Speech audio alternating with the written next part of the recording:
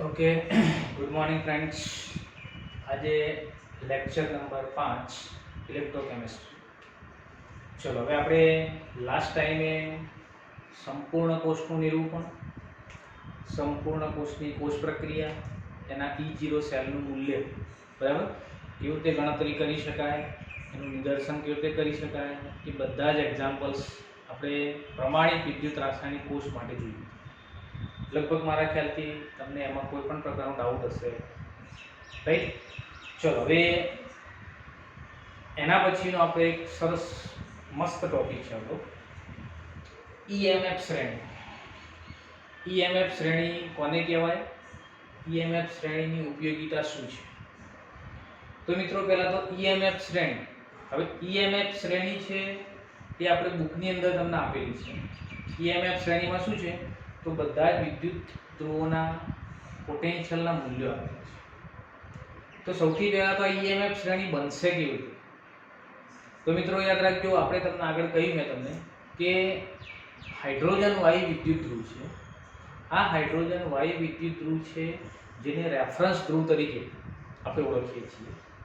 અને એ રેફરન્સ ધ્રુવના આધારે બીજા વિદ્યુત ધ્રુવના રિડક્શન પોટેન્શિયલની વેલ્યુ કેટલી છે જે હાઇડ્રોજન વાયુ વિદ્યુત ધ્રુવના સંદર્ભે નક્કી કરવામાં આવે છે. તો હાઇડ્રોજન વાયુ વિદ્યુત ધ્રુવના સંદર્ભે નક્કી કરેલી રિડક્શન પોટેન્શિયલની જે વેલ્યુ છે, એ વેલ્યુને EMF કહેવામાં આવે છે, એટલે કે ઇલેક્ટ્રોમોટિવ ફોર્સ કહેવામાં આવે છે. અને એ ઇલેક્ટ્રોમોટિવ ફોર્સ એટલે કે એ જે રિડક્શન પોટેન્શિયલની વેલ્યુ છે, એ રિડક્શન પોટેન્શિયલની વેલ્યુ દરેક વિદ્યુત ધ્રુવો માટે જુદી જુદી હોય. તો એ દરેક વિદ્યુત ધ્રુવોની જુદી જુદી રિડક્શન પોટેન્શિયલની વેલ્યુને ઉતરતા ક્રમની અંદર ગોઠવવામાં આવે અને ઉતરતા ક્રમની અંદર ગોઠવતા જે આપણને શ્રેણી પ્રાપ્ત થાય, એ શ્રેણીને EMF શ્રેણી તરીકે ઓળખવામાં આવશે.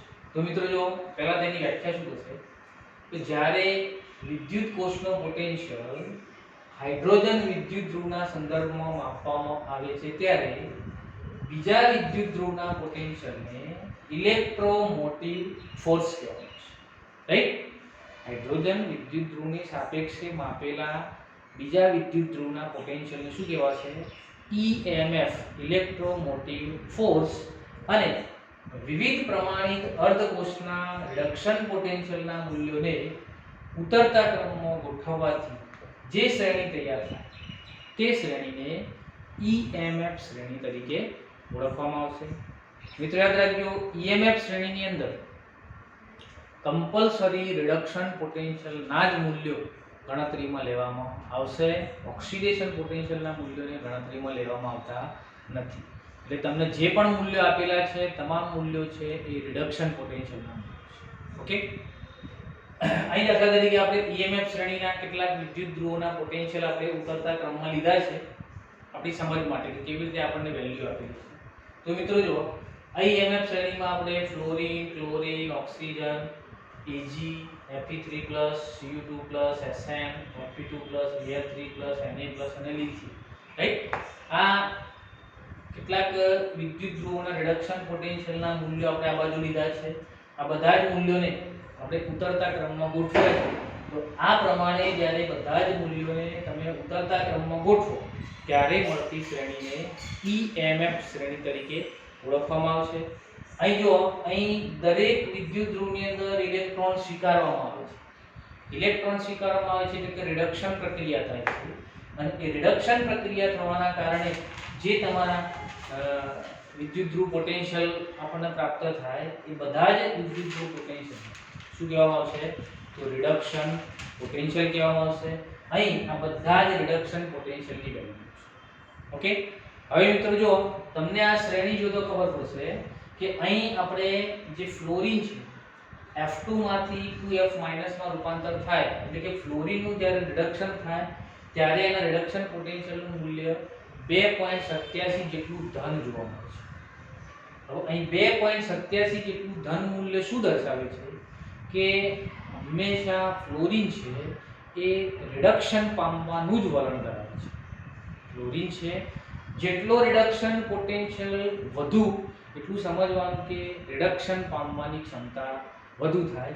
એટલે કે ફ્લોરિન છે એ 2.87 વોલ્ટ જેટલું ઊંચું રિડક્શન પોટેન્શિયલનું મૂલ્ય ધરાવતો હોવાના કારણે F2 છે એ સૌથી પ્રબળ ઓક્સિડેશન કરતા બનશે. કેમ? કારણ કે જેટલો વધુ રિડક્શન પામી શકે, આપણે આગળ સમજ્યા કે જેટલું જેનું રિડક્શન થાય હંમેશા કરતા કયો બને? ઓક્સિડેશન કરતા બનશે.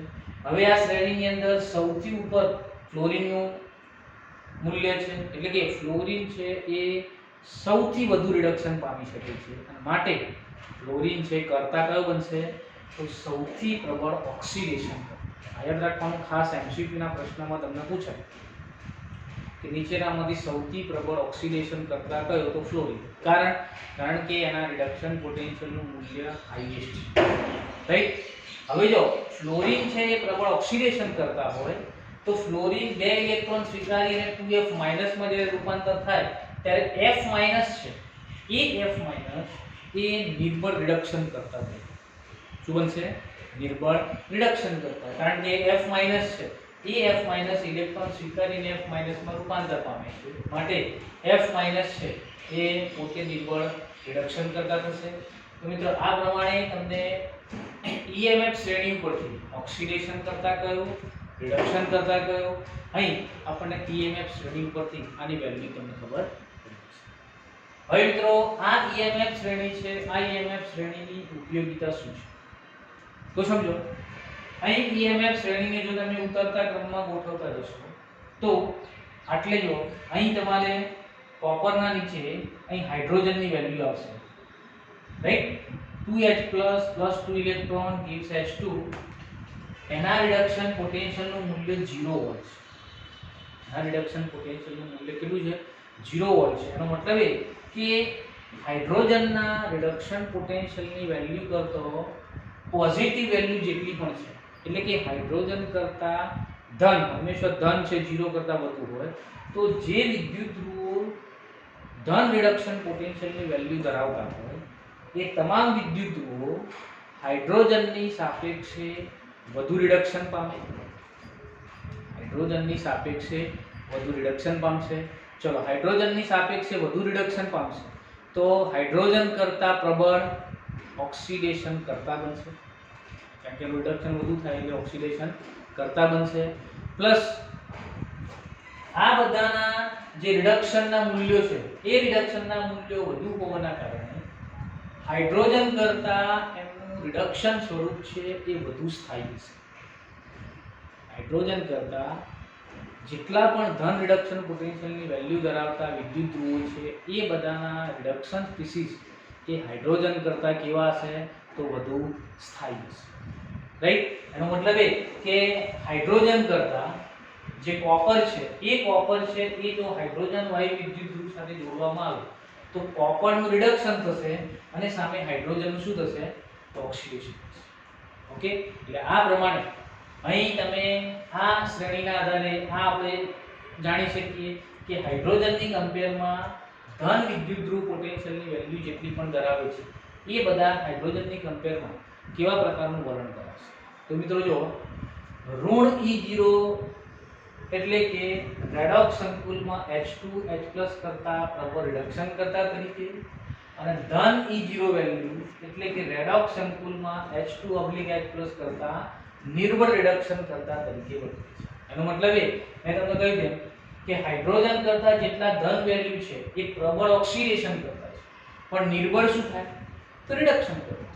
એટલે હાઇડ્રોજનની સાપેક્ષે આ બધા જ પ્રબળ ઓક્સિડેશન કરતા છે, પરંતુ હાઇડ્રોજનની સાપેક્ષે બધા કેવા કહેવાય? તો નિર્બળ રિડક્શન કરતા. સેમ એક પ્રકારે હાઇડ્રોજનની સાપેક્ષે જેટલા ઋણ મૂલ્યો છે એ ઋણ મૂલ્યો ધરાવતા વિદ્યુત ધ્રુવો છે એ બધા જ પ્રબળ રિડક્શન કરતા છે, પરંતુ નિર્બળ ઓક્સિડેશન કરતા છે. એટલે અહીં જો આપણને આપ્યું છે કે ઋણ જે પોટેન્શિયલની વેલ્યુ જેટલા પણ ધરાવે છે એ બધા હાઇડ્રોજન વાયુ વિદ્યુત ધ્રુવ કરતો પ્રબળ રિડક્શન કરતા છે, પરંતુ નિર્બળ ઓક્સિડેશન કરતા છે. જ્યારે જેટલી ધન વેલ્યુ વાળા છે એ બધા જ એ પ્રબળ ઓક્સિડેશન કરતા છે, પરંતુ નિર્બળ રિડક્શન કરતા વિદ્યુત ધ્રુવો તમને જોવા. ઓકે, તો પહેલું આ વિદ્યુત રાસાયણિક શ્રેણીના આધારે તમે હાઇડ્રોજન વાયુ વિદ્યુત ધ્રુવની કમ્પેરમાં ધન પોટેન્શિયલ અને ઋણ પોટેન્શિયલ ધરાવતા વિદ્યુત ધ્રુવો એ કેવા પ્રકારનું વલણ ધરાવે છે એ તમે પહેલો તો આના મદદથી જાણી શકો છો. બીજું મિત્રો, બીજું ઉપયોગિતા શું? આ શ્રેણીમાં ઓક્સિડેશન પ્રક્રિયા અનુભવવાની વૃત્તિ, ઇલેક્ટ્રોન મુક્ત કરવાની વૃત્તિ અને રિડક્શન કર્તા તરીકેની પ્રબળતા ઉપરથી નીચે તરફ જતા વધે છે. બરાબર ધ્યાન રાખજો. શું કહે છે આપણને?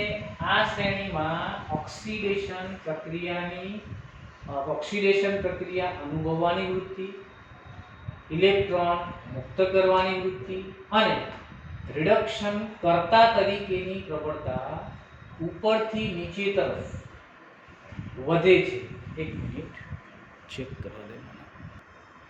ઓકે, તો મિત્રો સમજો બીજી ઉપયોગિતા શું કહે છે આપણને? આ શ્રેણીમાં ઓક્સિડેશન પ્રક્રિયા અનુભવવાની વૃત્તિ, ઇલેક્ટ્રોન મુક્ત કરવાની વૃત્તિ અને રિડક્શન કર્તા તરીકેની પ્રબળતા ઉપરથી નીચે તરફ જતા વધે છે. બરાબર સમજો. દાખલા તરીકે આ શ્રેણીમાં તમે ઉપરથી નીચે તરફ જશો તેમ તેમ ઓક્સિડેશન પ્રક્રિયા અનુભવવાની વૃત્તિ, એનો મતલબ એ કે F2 છે, F2 કરતા Cl2 ઝડપથી ઓક્સિડેશન કરશે, Cl2 કરતા O2 માં ઝડપથી ઓક્સિડેશન થશે, O2 કરતા Cu2+ માં ઝડપથી ઓક્સિડેશન થશે. તેમ તેમ તમે જેમ જેમ નીચે તરફ જશો તેમ તેમ ઓક્સિડેશન પામવાની વૃત્તિ અને ઇલેક્ટ્રોન મુક્ત કરવાની વૃત્તિમાં વધારો થશે. એટલે ઉપરથી નીચે તરફ હંમેશા ઓક્સિડેશન અનુભવવાની અને ઇલેક્ટ્રોન મુક્ત કરવાની વૃત્તિ વધશે. એટલે F2 છે એ શક્ય હોય ત્યાં સુધી ઇલેક્ટ્રોન મુક્ત કરી શકતો નથી, ઓક્સિડેશન પામી શકતો નથી. પરંતુ લિથિયમ છે એ સૌથી ઝડપી ઓક્સિડેશન પ્રક્રિયા અનુભવી શકે, સરળતાથી ઇલેક્ટ્રોન મુક્ત કરી શકશે. એ પ્રમાણે શું કહે છે કે રિડક્શન કરતા તરીકેની પ્રબળતા પણ ઉપરથી નીચે તરફ જતા વધે છે. કારણ કે અહીં જેમ જેમ નીચે તરફ જશો તેમ તેમ ઓક્સિડેશન પામવાની વૃત્તિ વધતી જાય. ઓક્સિડેશન પામવાની વૃત્તિ વધે તો કર્તા તરીકે, રિડક્શન કરતા તરીકેની લાક્ષણિકતામાં વધારો જોવા મળશે.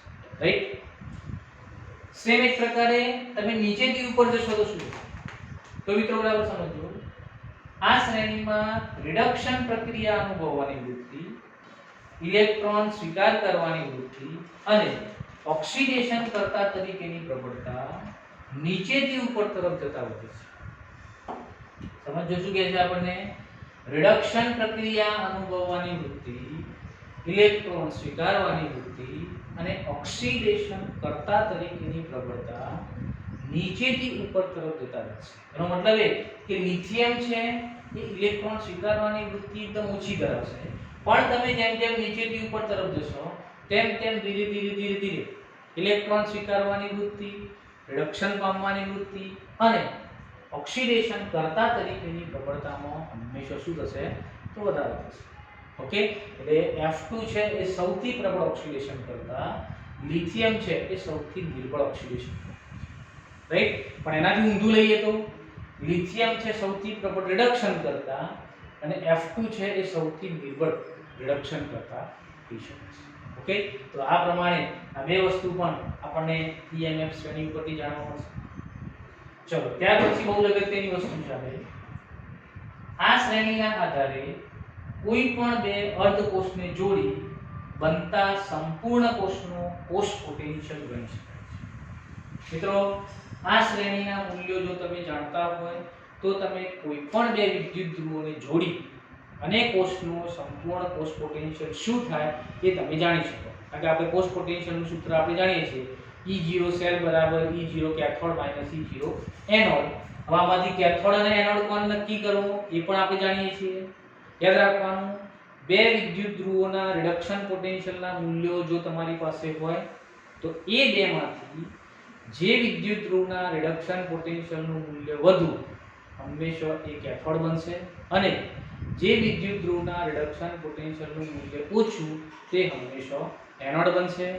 એનોડ અને કેથોડના મૂલ્યો જો તમારી પાસે હોય તો આપણું સૂત્ર છે E0 cell E0 cathode E0 anode. એ બંને વચ્ચેનો તફાવત જો તમે લઈ લો તો તમને જે તે વિદ્યુત ધ્રુવના કોષ પોટેન્શિયલનું મૂલ્ય પ્રાપ્ત થશે. તો એ પ્રમાણે અહીં આપણને જો કોઈ પણ બે અર્ધ કોષોને જોડી સંપૂર્ણ કોષ બનાવો તો તમને કોષના પોટેન્શિયલનું મૂલ્ય પ્રાપ્ત થશે અને વિદ્યુત ધ્રુવ એનોડ અને કયો વિદ્યુત ધ્રુવ કેથોડ બનશે એ પણ મેં તમને કહ્યું એમ જાણી શકશો, કારણ કે રિડક્શન પોટેન્શિયલની વેલ્યુ જે પ્રમાણે આપેલી હોય, જે વધુ હોય કેથોડ, ઓછો હોય એનોડ તરીકે પણ આપણે ઓળખી શકીશું. ચલો, એના પછી આ ખૂબ અગત્યનો મુદ્દો છે, કારણ કે આના રિલેટેડ કેટલાક એમસીક્યુ પૂછાય છે. આપણે એમસીક્યુ લઈશું, તમને ખબર પડશે. આ શ્રેણીમાં જે ધાતુનું સ્થાન નીચે છે તે ધાતુના સળિયાને શ્રેણીમાં ઉપર રહેલી ધાતુના ક્ષારના દ્રાવણમાં મૂકતા ધાતુનો સળિયો દ્રાવણમાં ધાતુ આયન તરીકે અને દ્રાવણમાં રહેલ ધાતુ આયન ધાતુ સ્વરૂપે ફેરબદલી પામે છે. સમજો બરાબર શું કહેવા માંગે છે આપણે? આ શ્રેણીની અંદર જે નીચે છે શ્રેણીમાં, સમજો શ્રેણીમાં જેનું સ્થાન નીચે છે તેનો સળિયો, જેનું સ્થાન, દાખલા તરીકે આપણે કોપર અને Fe ની વાત કરીએ તો કોપર અને Fe ની અંદર Fe નું સ્થાન છે શ્રેણીમાં નીચે છે, તો Fe નો સળિયો એ શું કહે છે આપણને? જેનું સ્થાન નીચે છે તે ધાતુના સળિયાને જેનું સ્થાન ઉપર છે તે ધાતુના ક્ષારના દ્રાવણમાં, એટલે કે કોપરના ક્ષારના દ્રાવણમાં, દાખલા તરીકે કોપર સલ્ફેટના દ્રાવણમાં જો તમે એની અંદર Fe નો સળિયો મૂકો, દાખલા તરીકે આ એક પાત્ર છે, આ પાત્રની અંદર આપણે કોપર સલ્ફેટ ભરીશું. હવે કોપર સલ્ફેટ ક્યાં છે? તો કોપર સલ્ફેટ Fe કરતા ઉપર છે, એટલે જે ધાતુનું સ્થાન નીચે છે એનો સળિયો બનાવો. દાખલા તરીકે આ Fe નો આપણે સળિયો બનાવ્યો. Fe ના સળિયાને એની ઉપરની ધાતુના ક્ષારના દ્રાવણમાં, એટલે કોપર સલ્ફેટના દ્રાવણમાં મૂક્યું તો શું થશે? તો Fe નો સળિયો એ ધાતુ આયન તરીકે અહીં Fe2+ તરીકે જશે, જ્યારે દ્રાવણમાં Cu2+ ઓલરેડી હાજર છે, એ Cu2+ છે એ Cu ધાતુ તરીકે છૂટું પડશે, જે આ Fe ના સળિયા ઉપર ચોંટી જશે. એનો મતલબ એ કે જેના રિડક્શન પોટેન્શિયલનું મૂલ્ય ઓછું છે, યાદ રાખજો બરાબર, જેના રિડક્શન પોટેન્શિયલનું મૂલ્ય ઓછું છે તેનું હંમેશા ઓક્સિડેશન થાય, જેના રિડક્શન પોટેન્શિયલનું મૂલ્ય વધુ છે તેનું હંમેશા રિડક્શન થશે. રાઈટ? તો મિત્રો આ ખાસ વસ્તુ ધ્યાનમાં રાખવાની છે. જેનું ઓક્સિડેશન થાય તે હંમેશા ધાતુમાંથી સમરૂપાંતર પામે આયનમાં, એટલે કે ખવાય. સમજી લો, ઓક્સિડેશન થાય. ઓક્સિડેશન કોને કહેવાય? ઓક્સિડેશન એટલે કે ધાતુનું આયનમાં રૂપાંતર થાય, એટલે કે ખવાણ થાય. અને રિડક્શન કોને કહેવાય? રિડક્શન એટલે આયનનું શામાં રૂપાંતર થાય? તો ધાતુમાં થાય. આને નિક્ષેપણ કહેવાય. યાદ રાખો, જો ઓક્સિડેશન થતું હોય, ઓક્સિડેશન કોનું થાય? જેના રિડક્શન પોટેન્શિયલનું મૂલ્ય ઓછું હોય. આપણે જે બે વિદ્યુત ધ્રુવો લીધા છે એ બે વિદ્યુત ધ્રુવોમાંથી જેના રિડક્શન પોટેન્શિયલનું મૂલ્ય ઓછું હોય એનું હંમેશા ઓક્સિડેશન થાય. જ્યારે ઓક્સિડેશન થાય ત્યારે યાદ રાખજો ધાતુનું આયનમાં રૂપાંતર થાય. ધાતુ જ્યારે આયનમાં રૂપાંતર થાય એટલે હંમેશા એ ધાતુનું ખવાણ થાય, ખવાઈ જાય ધાતુ. બરાબર? કારણ કે ધાતુમાંથી શામાં કન્વર્ટ થતી જાય? આયનમાં કન્વર્ટ થતી જાય. રિડક્શન કોને કહેવાય? રિડક્શન એટલે કે દ્રાવણની અંદર જે ધાતુ આયન સ્વરૂપે રહેલી હોય એ ધાતુ છે એ શામાં રૂપાંતર પામે? તો ધાતુ સોલિડમાં રૂપાંતર પામે, એટલે કે આયનમાંથી એ ધાતુમાં રૂપાંતર થાય, એટલે કે એને નિક્ષેપણ કહેવાય. શું કહેવામાં આવશે? નિક્ષેપણ. એટલે જેનું રિડક્શન થાય એનું નિક્ષેપણ થાય, કોનું રિડક્શન થશે? તો જેના રિડક્શન પોટેન્શિયલનું મૂલ્ય વધુ હશે હંમેશા એનું રિડક્શન થશે. તો મિત્રો યાદ રાખજો, આ શ્રેણીની અંદર જે નીચે રહેલી ધાતુઓ છે, નીચે રહેલી ધાતુઓ ઉપર રહેલી ધાતુના ક્ષારના દ્રાવણમાંથી એ ધાતુનું રિડક્શન કરી શકશે અને પોતાનું શું થશે એનું? તો એનું પોતાનું શું થશે? તો ઓક્સિડેશન થશે. એ પોતે ખવાશે પણ દ્રાવણમાં રહેલી ઉપરના સ્થાને રહેલી ધાતુ છે એ આયન તરીકે હોય, એ આયન તરીકે રહેલી ધાતુનું શું થશે? એ પોતે તો રિડક્શન થશે. તો જો અહીં એક્ઝામ્પલ આપ્યું છે કે Fe ને કોપર સલ્ફેટના દ્રાવણમાં મૂકતો Fe2+ આયન તરીકે તથા Cu2+ છે એ આયનમાંથી Cu ધાતુમાં રૂપાંતર થશે. ઓકે, તો આ પ્રમાણે EMF શ્રેણી અને એની ઉપયોગિતા શું કહેવા માંગે છે આટલી વસ્તુ ધ્યાન રાખજો. આના આધારે કેટલાક શોર્ટ ક્વેશ્ચન છે હું તમને લઉં એટલે તમને ક્લિયર. ઓકે મિત્રો, હવે જો હવે EMF શ્રેણીના રિલેટેડ કેટલાક એક્ઝામ્પલ્સ એટલે શોર્ટ ક્વેશ્ચન આપણને MCQ માં પૂછાય તો કઈ રીતે આપણે એનો આન્સર આપવાનો. તો સમજો, પહેલો ક્વેશ્ચન આપણને આવો પૂછાય, ચાંદીની વીંટી એસિડના દ્રાવણમાં પડી ગઈ છે તો ચિંતાનું કારણ બનશે? જો ચાંદીની વીંટીને એસિડના દ્રાવણમાં તમે નાખી લો તો એ ચિંતાનું કારણ બનશે કે નહીં? તો એનો મતલબ શું? ચિંતાનું કારણ બનશે એટલે કે ચાંદીની વીંટી એસિડના દ્રાવણમાં ઓગળી જશે કે નહીં, આ આપણે સમજાવવાનું છે. તો મિત્રો જો ચાંદીની વીંટી, ચાંદી એટલે Ag, તો Ag ના રિડક્શન પોટેન્શિયલનું મૂલ્ય જો તમે જાણતા હોય, એસિડ એટલે શું? તો એસિડ એટલે H+ ના રિડક્શન પોટેન્શિયલનું જો તમે મૂલ્ય જાણતા હોય તો તમે આ કારણનો જવાબ આપી શકો. હવે જો અહીં E0 Ag + 0.80 છે અને હાઇડ્રોજનનો રિડક્શન પોટેન્શિયલ છે 0 વોલ્ટ. તો ચલો આ બંનેમાંથી એનોડ કયો બને અને કેથોડ કયો બનશે? તો કેથોડ બનશે Ag, એનોડ બનશે H+. હવે આપણે તમને કહ્યું જે એનોડ બનશે એનું જ ખવાણ થશે, એ જ ઓગળશે. પણ અહીં Ag તો કેવો છે? કેથોડ છે. એટલે ચાંદીની વીંટી ભલે એસિડના દ્રાવણમાં પડી જાય પણ Ag છે એ Ag કેથોડ તરીકે વર્તે છે, માટે દ્રાવણમાં કોઈ પ્રક્રિયા થશે નહીં. એટલે અહીં કોઈ ચિંતાનું કારણ તમને મળશે, ચિંતાનું કારણ નથી. કેમ? કારણ કે Ag/Ag+ કયો છે? તો it will be a cathode અને આ એનોડ બનશે, રાઈટ? અને કેથોડ બનશે માટે કોઈ પ્રક્રિયા થશે, રાઈટ? તો આ પ્રમાણે તમારે જવાબ આપવાનો છે. ચલો, એલ્યુમિનિયમની બાલદીમાં મોર થૂથું એટલે કોપર સલ્ફેટનું દ્રાવણ ભરી શકાશે?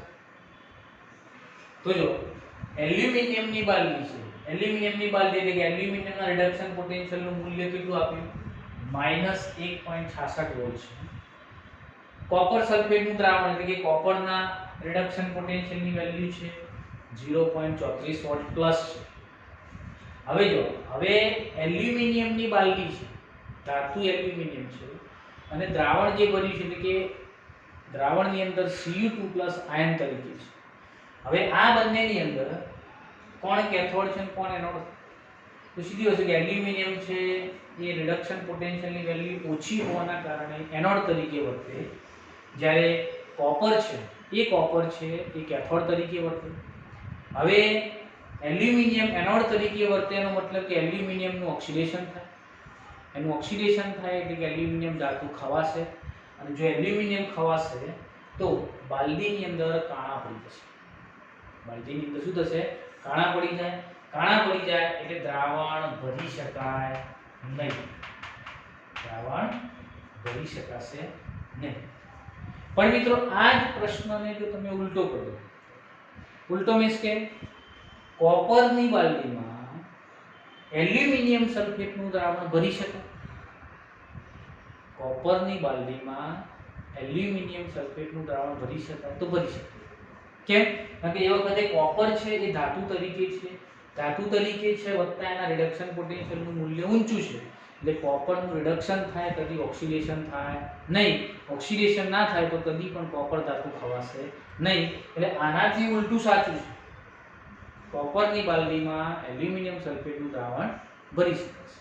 ઓકે, ચલો એક પ્રકારે જો એસિડના દ્રાવણને ઝીંકના સળિયા વડે હલાવી શકાય.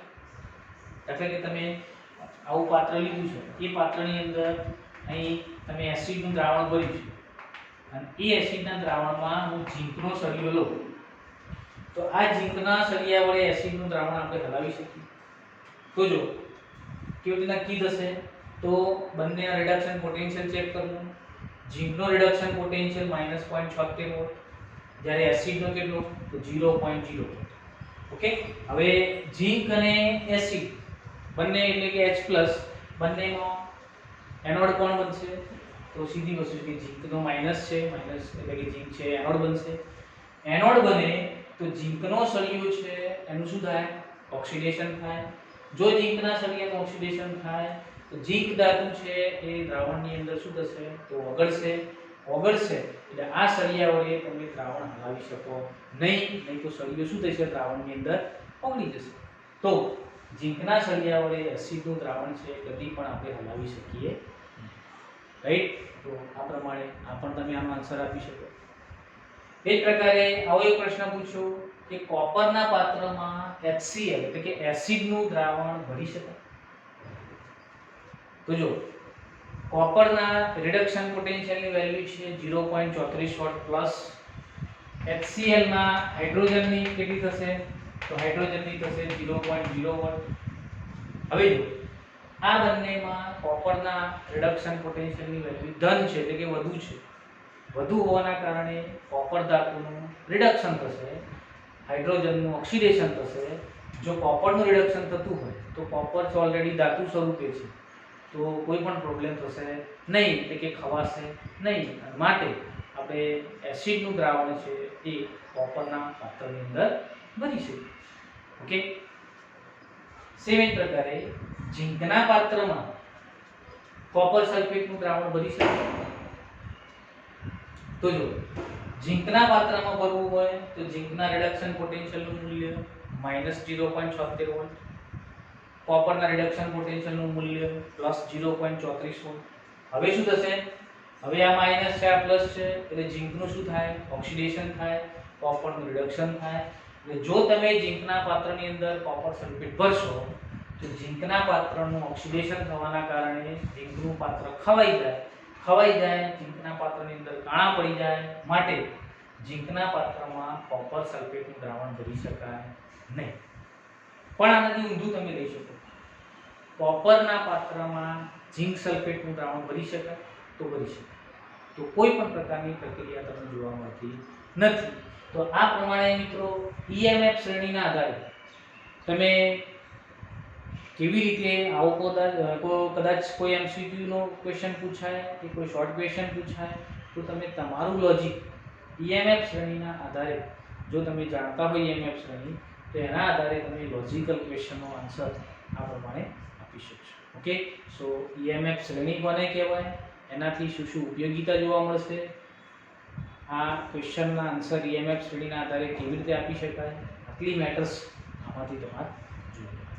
Okay, thank you.